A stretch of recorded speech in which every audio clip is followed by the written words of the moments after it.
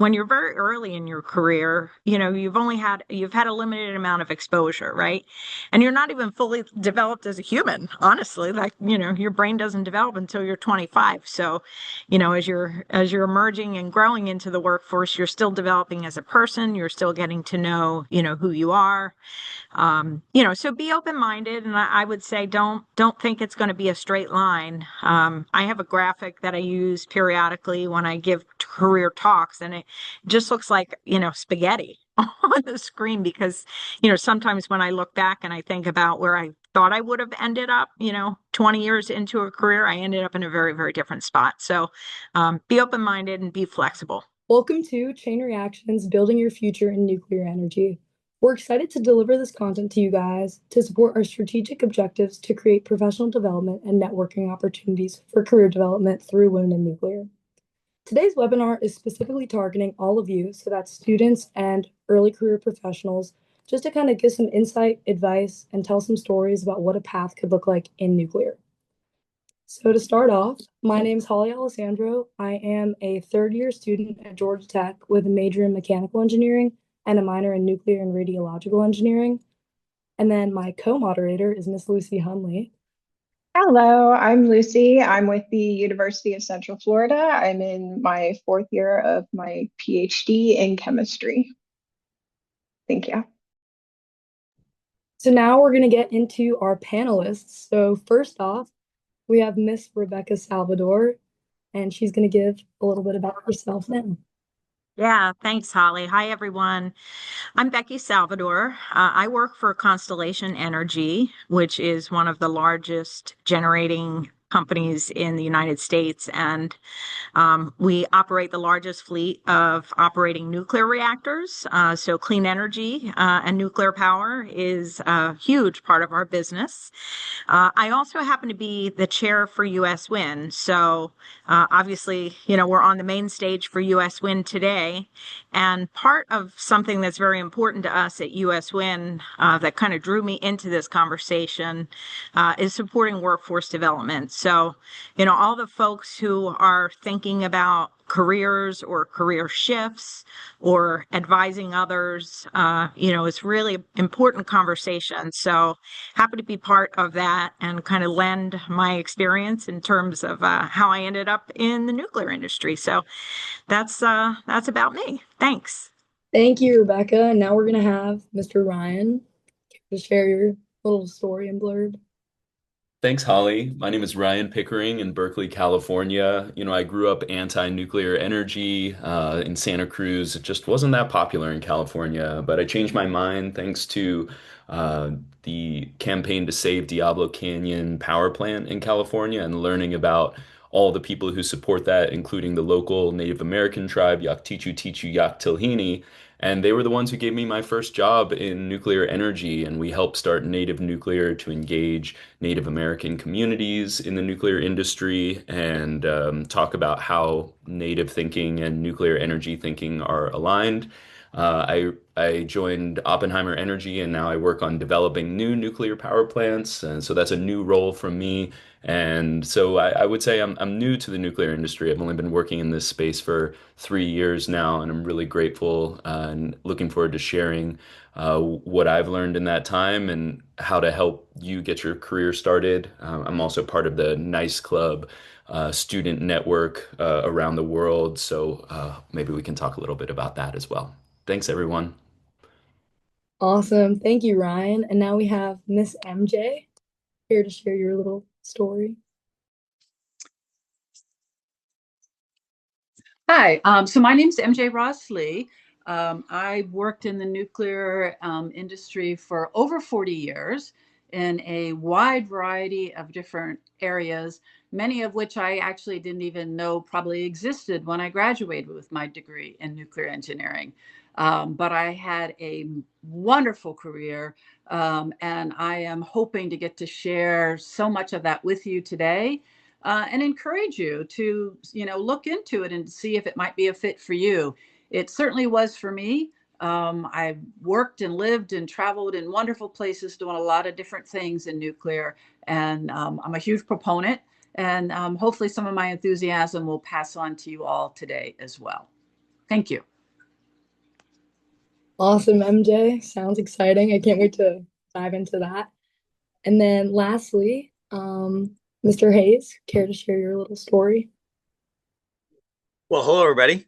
My name is Robert Hayes. I am on faculty here at North Carolina State University, where I administer the graduate certificate in health physics and the undergraduate minor in health physics.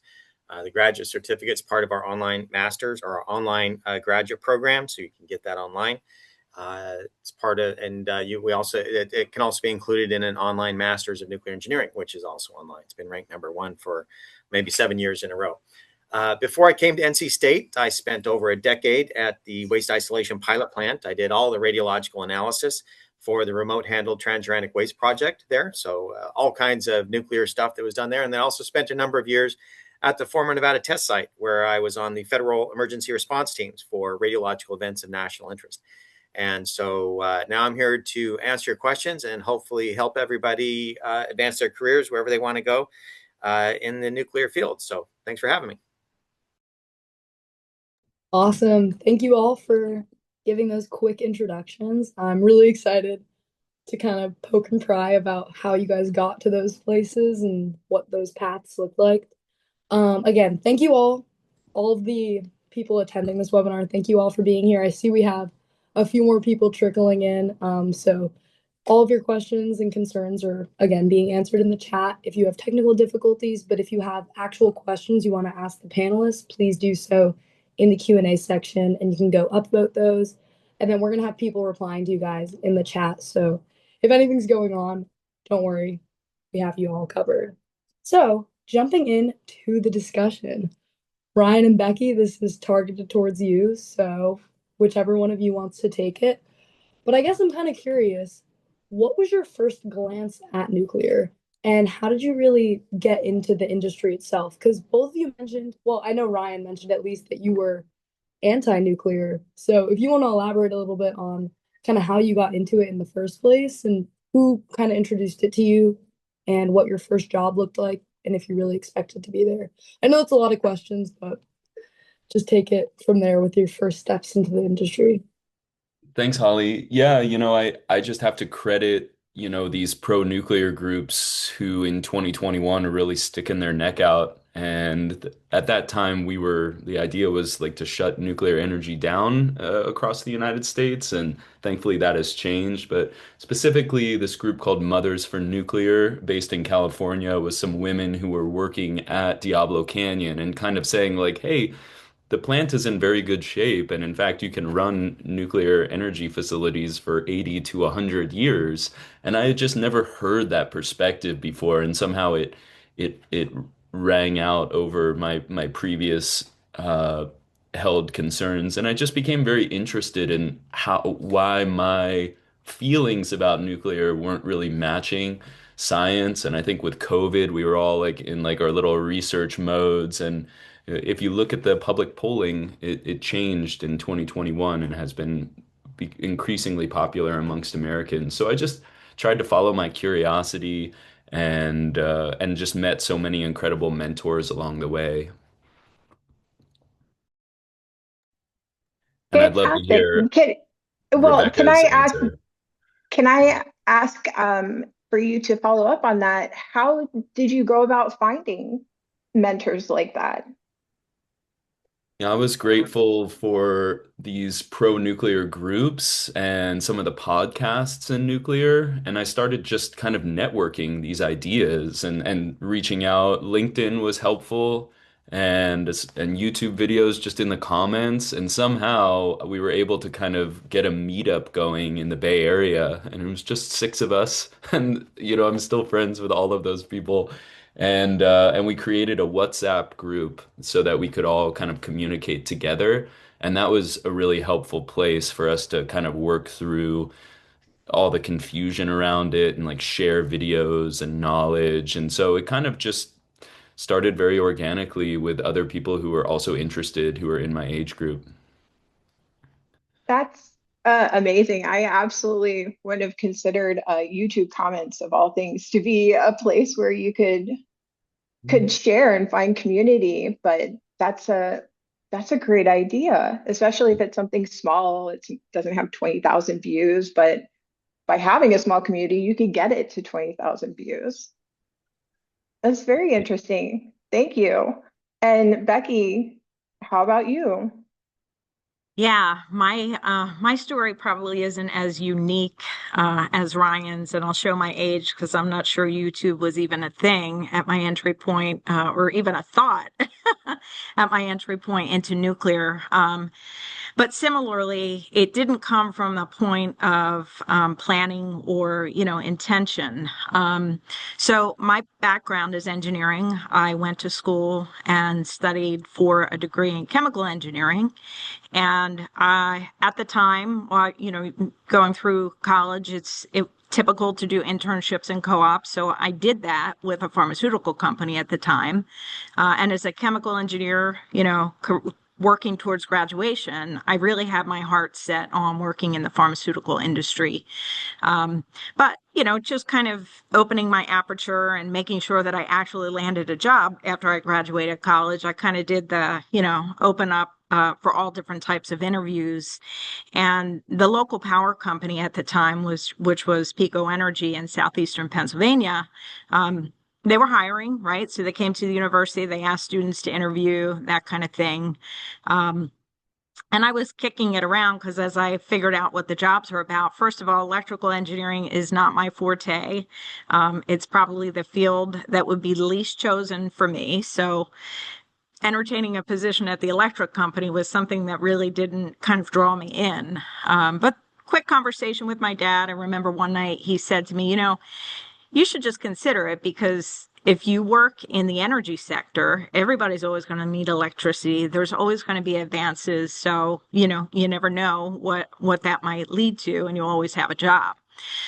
So I decided to take the first interview, and they pretty much said, well, these positions are all for engineering positions at our local nuclear power plants in southeastern Pennsylvania, which at that time were Peach Bottom Station and Limerick Generating Station.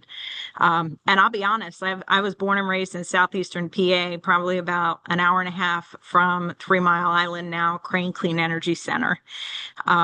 And I didn't know anything about nuclear power. And I can't say I was afraid of it, and I certainly wasn't, anti-nuclear. I just was, not educated. So, it wasn't on my radar screen.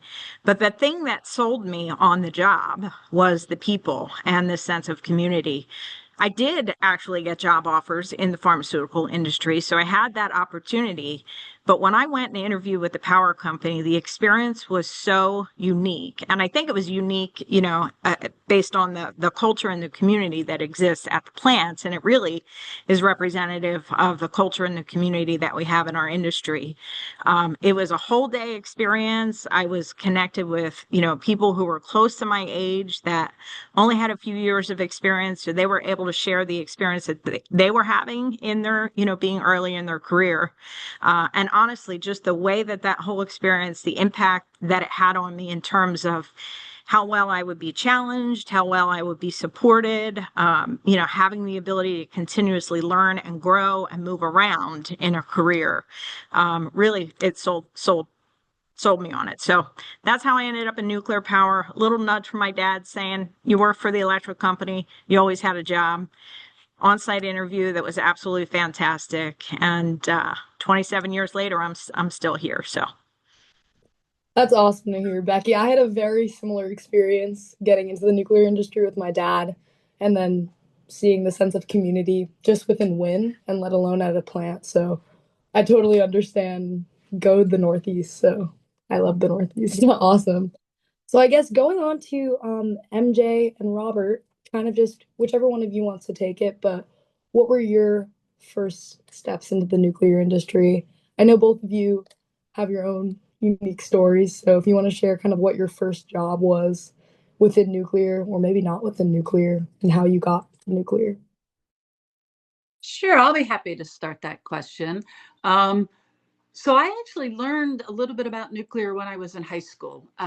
There was one of my science teachers had been on nuclear submarines, and he created a class called nuclear science. and I became fascinated with it. I will admit at first I thought maybe I'd be looking into something in nuclear medicine, but then when I was looking for colleges, and I realized that to go into that field was like 12 years of school, where in 4 I could get a degree in nuclear engineering. So that's what I picked. And I picked Penn State. That's where I'm an alum from. Um, and then, like many of the students here in their last year, looking for a job, where do they want to work?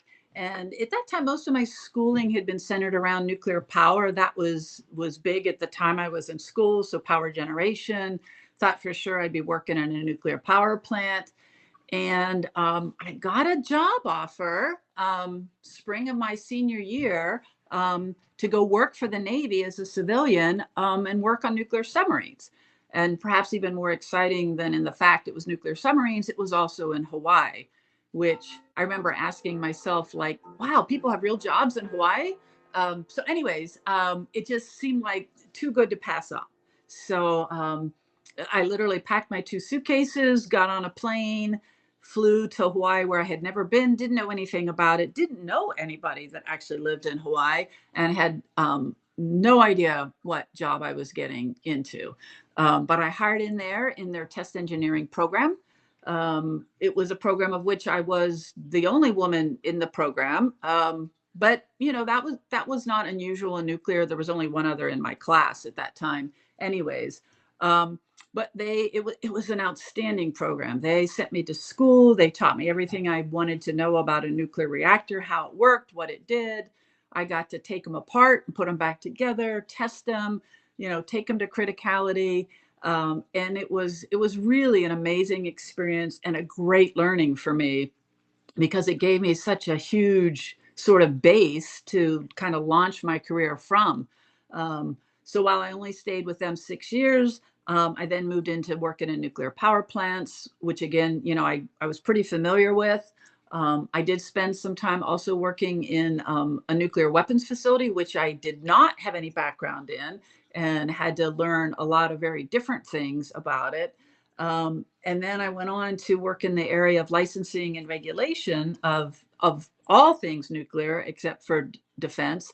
And it was a great opportunity, and it just so many different things that opened up for me, and so much more that I could learn and do.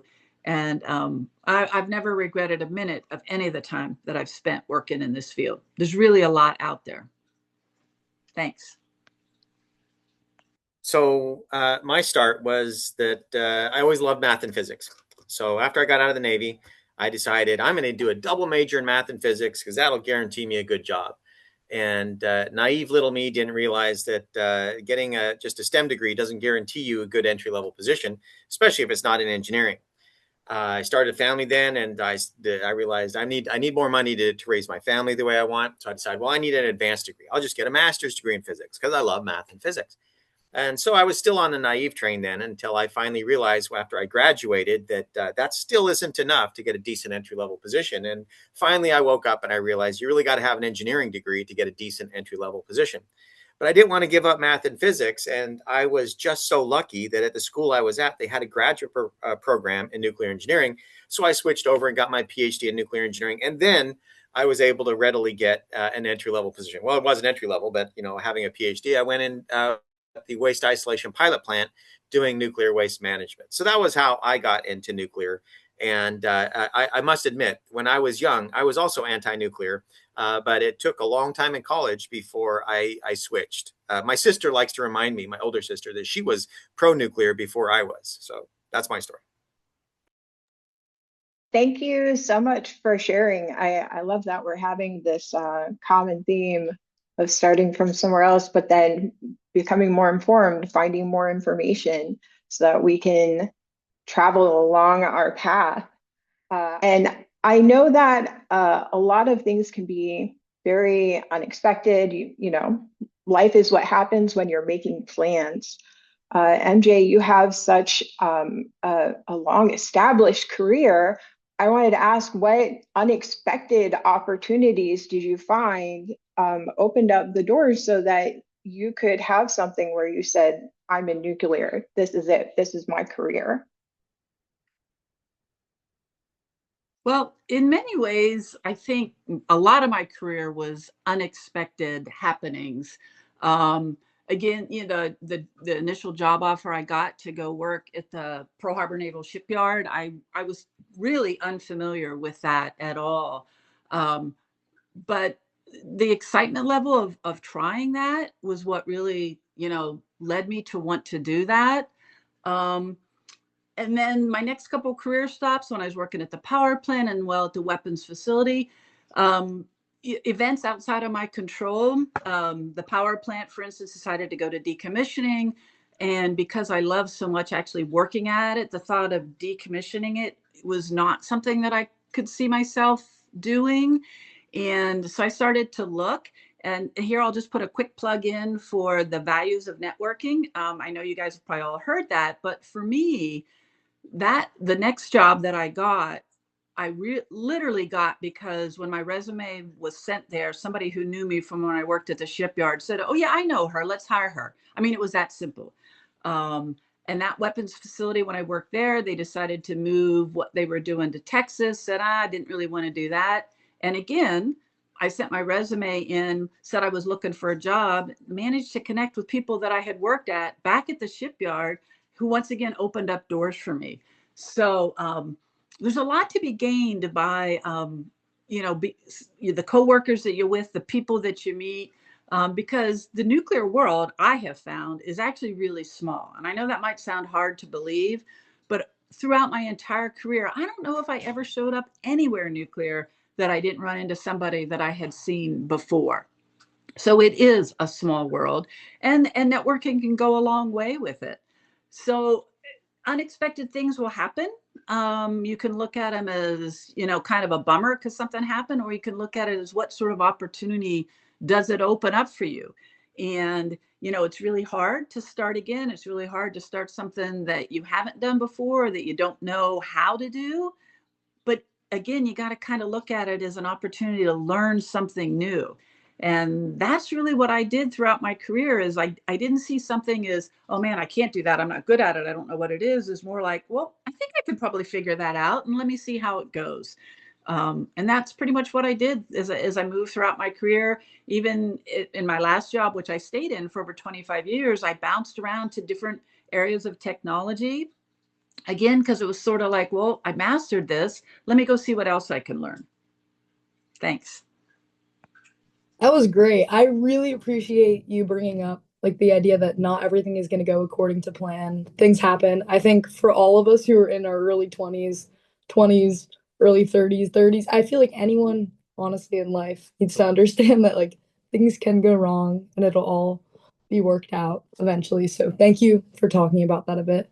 You also mentioned something about networking, which is something else that is really great to point out for younger people who are just starting to get LinkedIn, just starting to build those networking groups, just starting to start reaching out to people. So, Ryan, I know during your introduction, you kind of mentioned LinkedIn, you mentioned that WhatsApp group. I wonder, I wanted to see if you can kind of elaborate on what students should be doing now to build their network, whether that be conferences, LinkedIn, forming their own WhatsApp groups. You mentioned the Nice Club. So if you want to plug any of your own stuff or kind of just talk about how to build a network as a young professional, that would be great. Yeah, I think we all need to show up and have a little bit larger digital footprint. So, of course, consume some of this, like all this nuclear content that's out there, but I would really get in the comments, like knowing nuclear content creators, they want interaction so bad, and they're like so willing to share their knowledge and share their connections. So, I would just say, I think nuclear in the past was about like kind of uh a good day in nuclear, as they used to say, was a day that nuclear wasn't in the news. And now that's changing. Like nuclear is starting to lead the clean energy conversation, the climate change, the like future of economics. And so like I think we do need to work on our soft skills and put ourselves out there a little bit more. And I know that can be kind of scary. I think speaking of the scariest and like the thing that makes my heart race the most, where I was able to get some professional attention was I started calling into California public hearings about nuclear, about they were closing Diablo, and so I wanted to speak my mind about that. And now there's legislation going through to change the laws and legalize nuclear energy in California, and I've wanted to speak my mind on that. And I just want to remind everyone that we live in this incredible democracy that gives us the platform to speak our mind in front of our elected officials. And, going to these meetings, it's a lot of anti-nuclear folks who, speak their mind. And so a lot of politicians and, public servants, they don't get to hear like a pro-nuclear side of the story. And so especially during COVID, I was just calling into every single meeting, calling into NRC meetings and hearing what the discourse was and like where the public is at on this and also lending my voice. And people really took notice of that. And people were like looking me up on LinkedIn and saying like, who are you? Why are you, who do you work for? I was like, I'm just someone who's interested in the space. So I think, again, networking. I think Generation Atomic is a great platform that you can find other young people on. And like every day, I see like new nuclear content creators coming into the space, and I'm just like following and like commenting on all of them because I want to build this bigger movement. And I think the other thing that came out of it was Nice Club, because a lot of schools don't have nuclear engineering programs.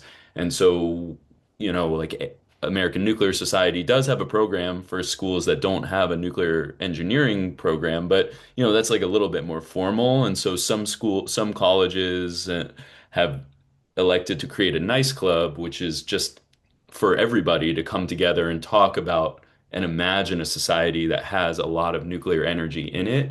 And so I think kind of going beyond just the traditional nuclear industry and engaging every major in this idea is pretty powerful because once you get like unlimited nuclear energy into the equation, it really improves models for economists and sociologists and, electrical engineers. And so I think we as a former Secretary of Energy once said, we need to build a broad societal movement for nuclear energy. It's not good enough that like the nuclear industry is very good, but we're just over in the corner doing our thing. I think we need to build a broad societal movement around that.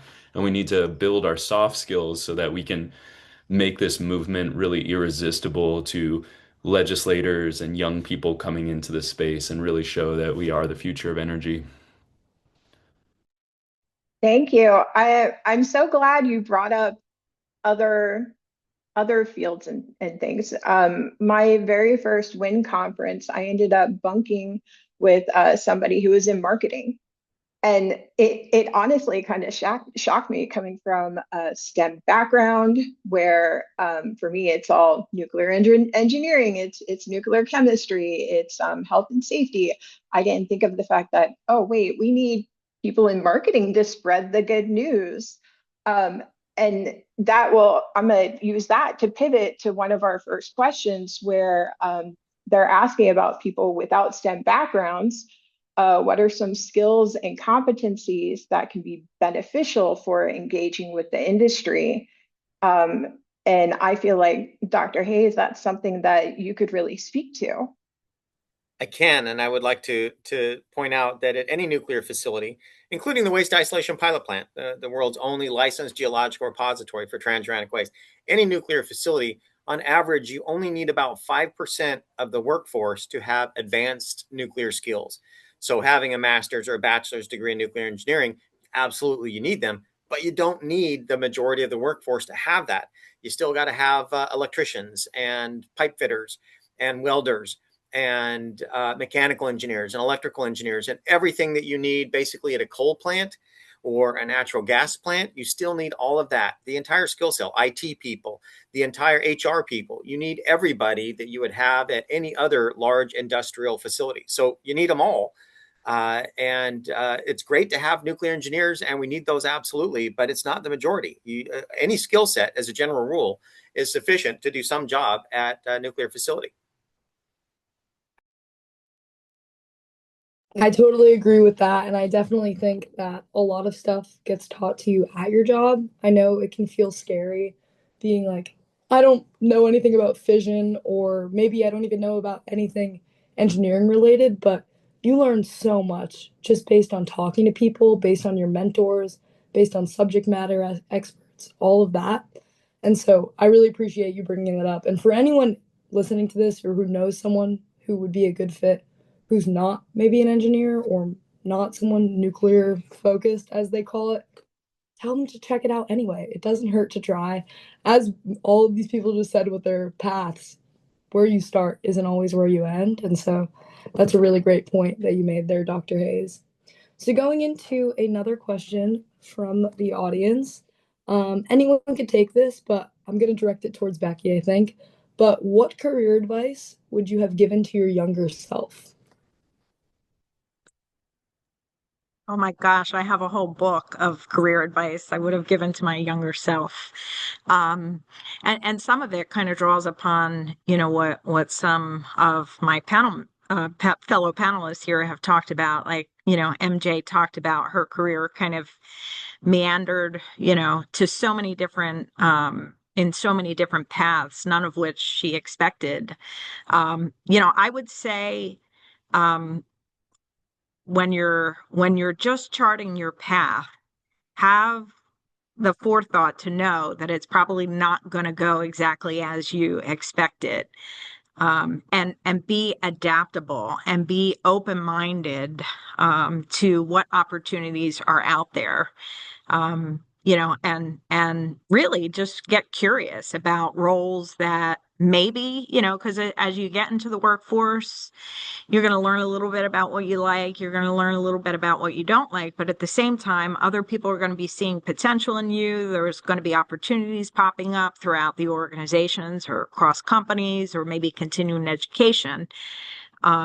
And, people are going to present them to you and they may or may not be aligned with your original plan. So I would say be curious about that because, when you're very early in your career, you've had a limited amount of exposure, right? And you're not even fully developed as a human, honestly. Like, your brain doesn't develop until you're 25. So, as you're emerging and growing into the workforce, you're still developing as a person. You're still getting to know, who you are. So be open-minded, and I would say don't think it's going to be a straight line. I have a graphic that I use periodically when I give career talks, and it just looks like, spaghetti on the screen because, sometimes when I look back and I think about where I thought I would have ended up, 20 years into a career, I ended up in a very, very different spot. So be open-minded and be flexible. I love that sentiment, especially for be curious. Like that's what's really going to drive you to keep going forward. And MJ, like I've said, you've had such an illustrious career. I'm sure you've seen the path of nuclear change in many ways. And we're going to continue to see it change over the next 20, 30 years. So same question for you. What would you tell your younger self if you were to prepare for the next 20 years? So it's interesting that you mentioned that, and I certainly have seen the ups and downs of nuclear as a form of energy, as a couple have talked through here as well and mentioned, where, we thought we were going to build, 20 new plants, then we built one, then we weren't going to build. Now look where we're back to today with, you know, new technologies. Fusion versus fission is something that I remember from 30 years ago, and then nobody talked about it again. So I think it's a very exciting time right now to be in nuclear. I think the opportunities are just going to be amazing for people who go into this area. But I think the one thing, like looking back, maybe the hardest thing for me to accept is it's okay not to know how to do something. It's okay not to know what that job is that you're about to step into, because you have the ability to learn. And, because that's hard. I think that's what holds a lot of us back as we make career changes, as we pick up and do something new, is, we're being asked to, work in an area maybe that we didn't know anything about. For me, the last one in my career was I ended up in like working in nuclear fuels. And while I understood, the necessity of nuclear fuel, I did not know anything about it. And all of a sudden, I was in charge of a lot of people working in that area. But again, the key is, it's not that you have to know it going into it. Are you willing to learn? And I think by being willing to accept, okay, I don't know this, but man, I'm really sure I can figure this out. I can really learn how to do this. It allows you to take those steps. It allows you to divert in your career. It allows you to jump into something new that you might find extremely exciting. And I think that's hard for a lot of people, but I got to tell you, it sure served me well throughout my career to be willing to walk into a room and say, okay, I know the least about this in this room, but I'm going to learn as much as I can about this. And that really helped me. Thanks. I totally agree. Yeah. And to go with that, we actually have a question from the audience that talks about pivoting. Maybe you can talk about this, Becky, Ryan, or Dr. Hayes, whoever wants to take this one. But we have a question that says, if you're mid-career and looking to pivot into nuclear from another industry, which roles are opening up fastest and what skills or certifications do you need to break in? So I guess if you guys want to talk about any openings you know of, or if you want to talk about what a pivot could actually look like, whoever wants to jump in here could take it. I think all four of you could answer this pretty well. So, I mean, I can jump in just from the operational perspective. When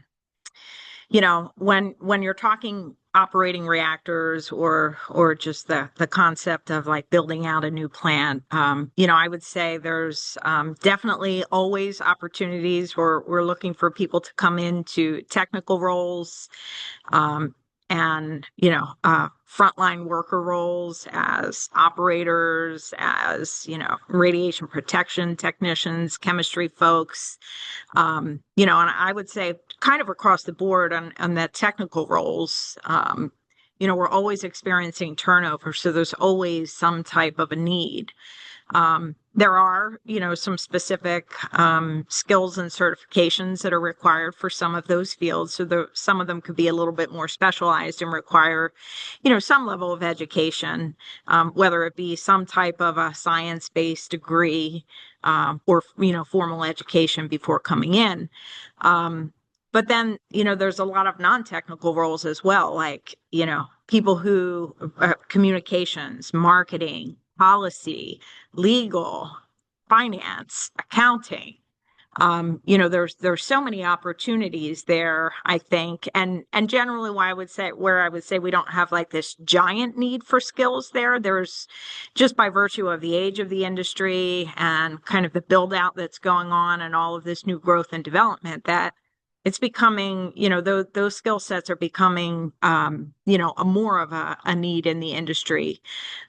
So I can't say there's necessarily one versus the other for the operating units, but when we think about building out new plants, I mean, we're in need of everybody. You're in need of the engineering pedigree people. We're in need of the skilled trades, and that pipeline is really just starting to be built, right? We're even targeting younger folks, like folks who are still in elementary school and high school, kind of building out these outreach programs. So I think there's a lot of diversity there. And, for the mid-year shift, it's, if you can learn, if you can learn and, connect and network with the right folks, usually companies are a little bit flexible in terms of allowing people to grow in the role. When there's not you're obviously not going to hire a communication specialist to be, a microbiology SME.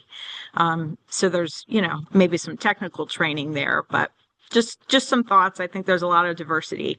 And there's a lot of resources out there too that I think we can point you to kind of help you figure out if this is the path, what would the education and skill requirements be? So I love that idea of growing into a position. And on your note about resources, we are going to have some resources that we're going to send out next week after the webinar is over for people looking for a career in the nuclear field. And I wanted to direct back to Dr. Hayes. What more can you add to this? I feel like you would have a great perspective. Well, keep in mind, time and chance is always there. You might be the ideal candidate for the ideal job, but that ideal job isn't going to be offered until some years down the road. And so you're stuck with whatever's there at the time. And that happens to us all. There's no guarantee. Now, the other thing to keep in mind is that if it's an ideal position, then you're going to have a lot of competition. There's going to be a lot of people that are applying for that.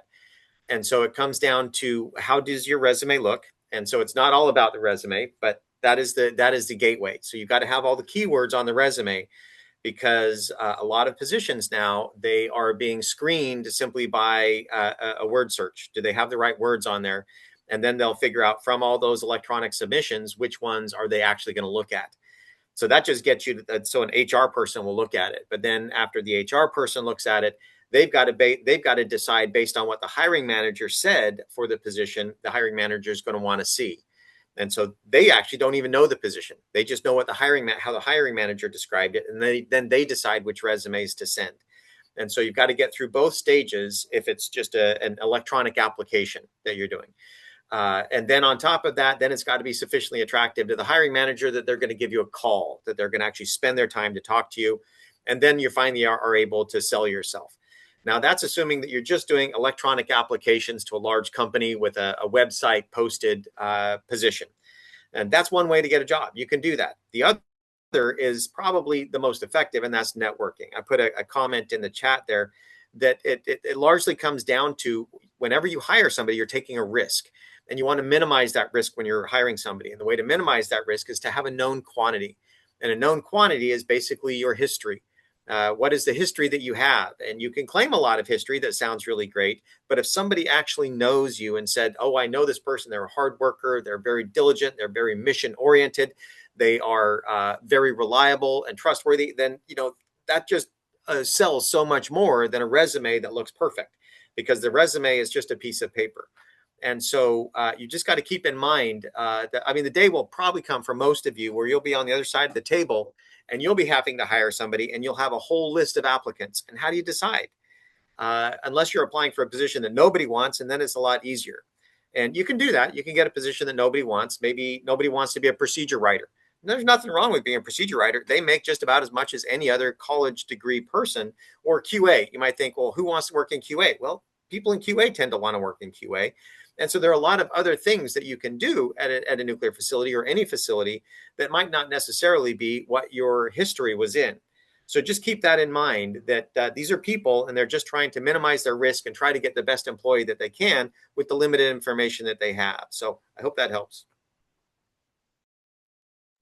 Yeah, that was great, Dr. Hayes. Thank you. We actually had a question in the chat regarding AI application screening. And so I guess before I let you off the hook, if you want to jump in and answer this, what is the best way to get one's resume and information to an actual person in a world of AI screening? And so you mentioned networking, but let's say I had a specific job in mind that I wanted, or someone listening has this specific job and they can't get past the AI screen. Who would be the best person to really look for, and how could you find them? Well, you would want somebody on the inside. It might not be inside that company, but somebody that's already working in a related field that will understand what that hiring manager is looking for. And again, yes, they are going to do screening with AI, and they're just looking for the buzzwords.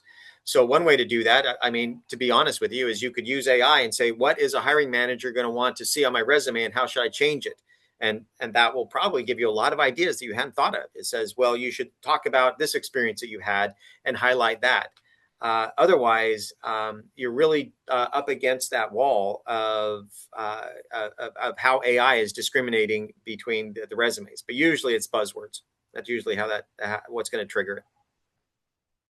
Holly, can I just add a thought to what Dr. Hayes said? Yeah, please do. Go ahead. It's the reality. I have, adult children who are just entering the workforce as well, and they're banging their heads against the wall saying, how do I do it? How do I do it? On the networking front, This is where I think social platforms like LinkedIn can be really useful. But also, in the educational sector, if you're just coming out of, university or you're getting ready to graduate, there's a lot of social platforms often that the schools will provide for you that give you some access to alumni. Now, you're not going to know those people, but you have to get comfortable with reaching out to people that you don't know. So whether it's through LinkedIn or checking in with the local universities and schools that you're part of to see if they have any social networks that give you access to the alumni. Or, even when you look at LinkedIn, you may not know somebody on the inside, to Dr. Hayes's point, but you may know somebody who knows somebody on the inside. And leveraging that network, because I will tell you, I don't always give time to somebody that gets a personal reference, but if somebody gives me a personal reference and the resume looks like a great fit and there is an endorsement with some previous experience or interaction with that person, um, I'm likely to at least give it a listen. It doesn't mean that I'll get that, I'll interview that person, but, when that recommendation comes through from somebody that I know and already have a relationship with trust and respect, I will at least, give it some thought to take a closer look at it. So, the idea of doing the electronic networking thing through the social platforms and, you know, 95% of the time you may maybe not get an answer, but I think most people who are really interested in recruiting good talent that have a true need, and also recognize this gap that we're trying to close with workforce, they'll try to match you up if there's an option or a possibility. So kind of the networking cold call on the social platforms. And yeah, networking seems to be a common theme that we're hearing about.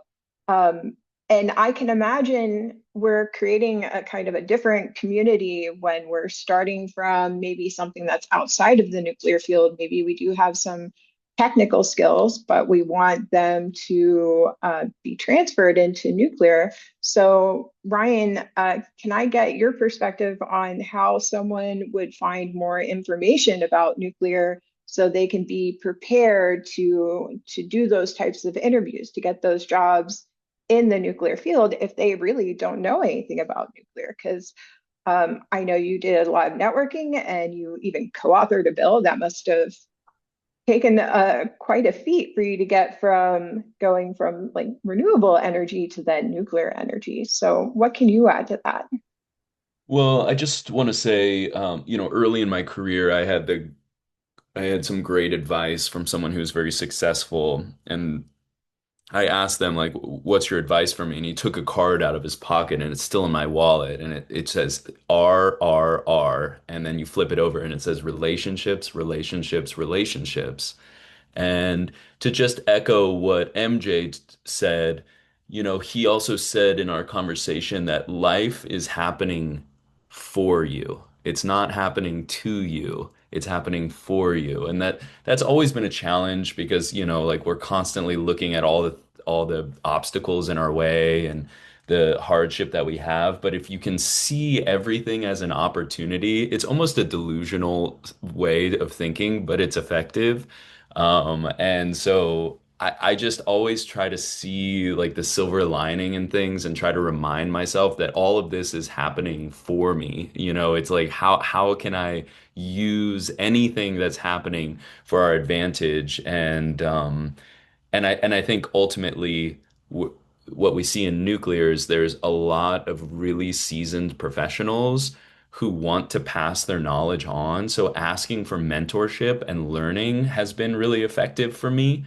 And really just taking the mentality that I can learn anything. It's more about the mentality that I bring to the challenge of kind of like, let's learn and endure any challenge together.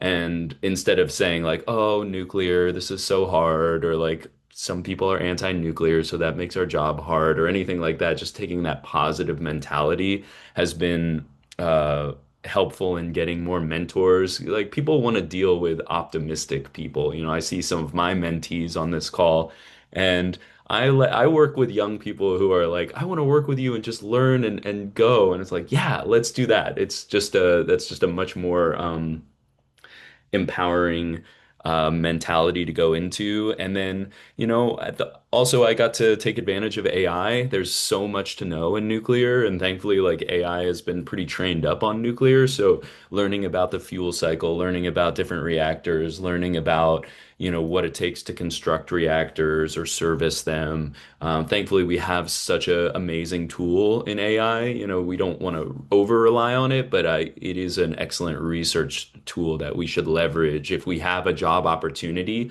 Have a conversation with AI about maybe some of the things that it may know about that, just to prep you so that you can be conversational about it. But at the end of the day, it's really not what you know. It's your ability to learn something from someone that will be your boss or like your mentor. So just take a can-do mentality into nuclear, and I think that'll take you really far.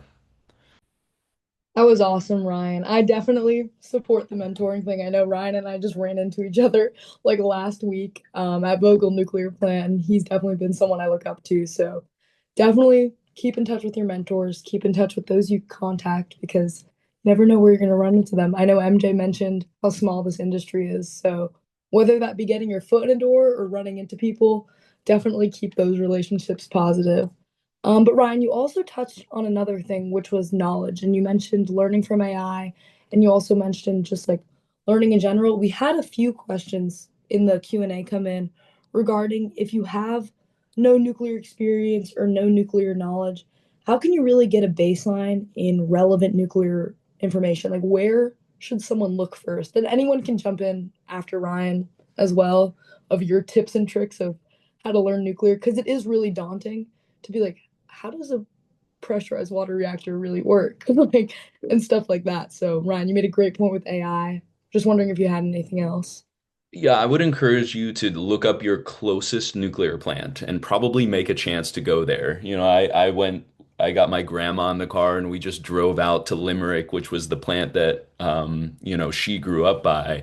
And we didn't have a tour or anything. We just had a picnic by it, just to be close to it and see the town around it, like see the restaurants that people eat. Maybe I'm just a nerd, but I need context, like I need to like understand how these plants interact with the local economy and everything. So just seeing that and like imagining myself a part of it was really powerful for me.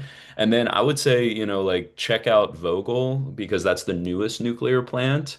So, most of the nuclear plants are about half, they're at their halfway life mark. I think like the most nuclear plants are average age like 42 years old or something like that, and nuclear plants last for 80 to 100 years. So it's great to study those and the successful plants that were built on time and on budget, and like they're all operating very well today. We have an incredible fleet. And then just looking at the newest plant and like what that is and getting some context there. But we have 95 nuclear plants. I like think of them like Pokemon cards. I try to like collect them and like have ideas about them and look at different old school merch on eBay, but really like going into the actual plant and getting out of the theoretical and into like the physical spots. And that includes nuclear fuel fabrication facilities and where nuclear fuel is stored and also like who are the new companies in the space and just like trying to understand the whole thing.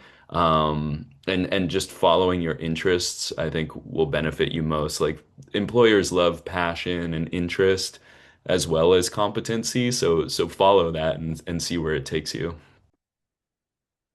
I And love the I'd like I to just, oops, sorry. I just wanted to jump in and also add as far as like resources, if you look at, for instance, Department of Energy, on their sites, they have a lot of resources.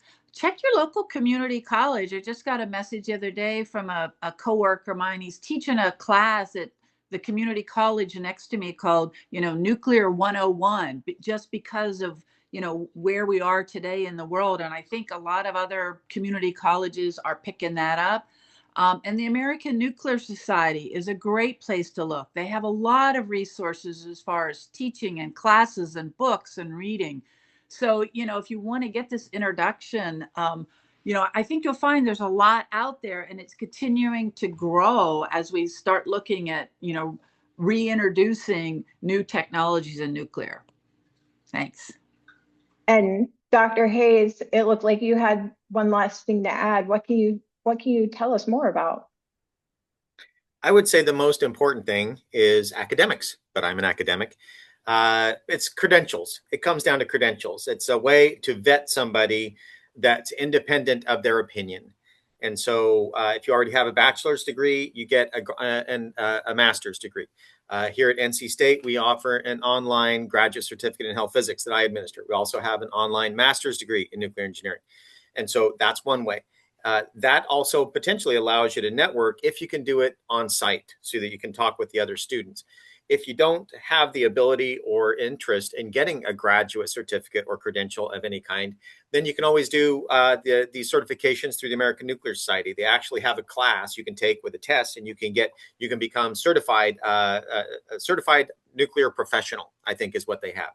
But even at a lower level, even without doing those kind of certifications, you go to a professional society meeting.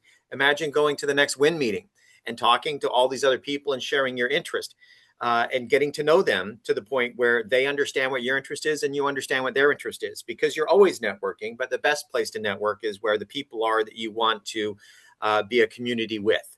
And so getting credentials is great. It helps you with your career. And it also enables you to look more attractive to an employer, and it allows you to network, ideally, if you're doing FaceTime with people. So that's what I wanted to add.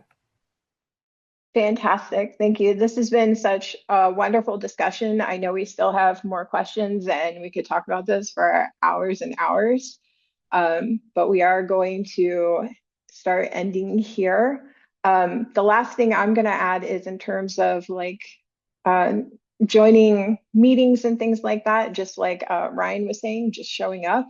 You can do that with meetings, like with the American Chemical Society, with the ANS. If you see that there's a meeting at a local community or a university, you can just show up. I would be thrilled if somebody just showed up at one of our meetings, even if they weren't at the university, just so we could have a conversation, so we could have a discussion. And like, maybe we can't help you there, but I would direct them to more resources that I know about. So if you're interested, you want to know more, I would absolutely encourage just show up and be curious and find out more. So in closing, hopefully everybody has seen that careers in nuclear do not necessarily begin in nuclear. Small spark can begin your journey to a brand new career.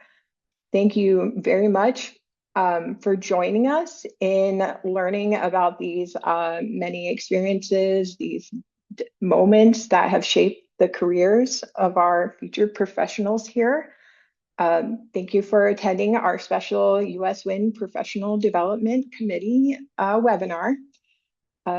Huge thanks for showing up to Dr. Robert Hayes, Ryan Pickering, Becky Salvadore, MJ Ross-Lee, my co-host Holly, who has been fantastic in helping plan this.